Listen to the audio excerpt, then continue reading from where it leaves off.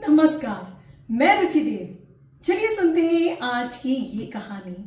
एक संत का सत्संग सुनने के लिए हर शाम को लोगों की भीड़ जमा हो जाती थी।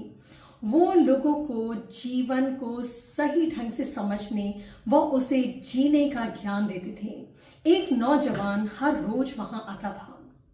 एक दिन सत्संग के बाद उसने संत से कहा कि मैं लंबे समय से यहाँ पर आ रहा हूँ, लेकिन आप जो भी बताते हैं उससे मैं अपने जीवन में नहीं अपना पा रहा हूँ।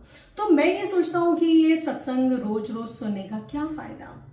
तो संत ने उसे एक बांस की टोकरी दी और कहा कि जाकर के इसमें पानी भरकर लेकर आओ।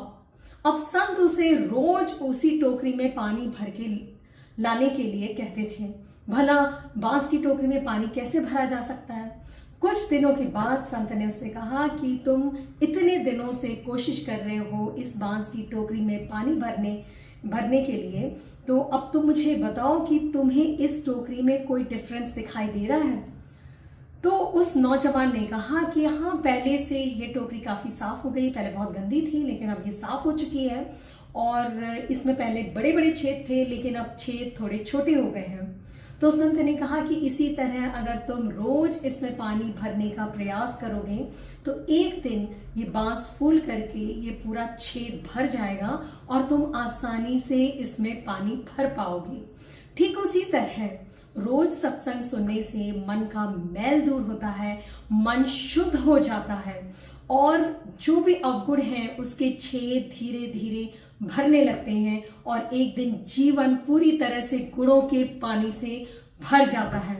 तो दोस्तों, कहने का मतलब ये है कि आप अच्छी किताबें पढ़ते रहिए, अच्छी बातें सुनते रहिए और धीरे धीरे आपको पता ही नहीं चलेगा लेकिन आपके सबकॉन्शियस माइंड में वो सारी चीजें धीरे धीरे फीड होने लगेंगी।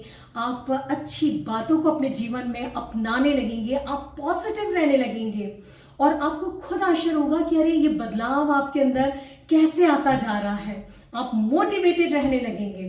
तो चलिए दोस्तों, अगले सोमवार हम फिर सुनते हैं एक नई कहानी शाम 5 बजे मेरे चैनल ब्लूम विद रुचि देव पर। तब तक के लिए आप अपना ध्यान रखिए, अपने परिवार का ध्यान रखिए और हाँ दोस्तों, दूसरों के जीवन में दिया जलाना कभी ना भूलें, क्योंकि जो लोग दूसरों के जीवन में उजाला करते हैं उनका जीवन खुद ब खुद रोशनी से जगमगा उठता है। नमस्कार, धन्यवाद।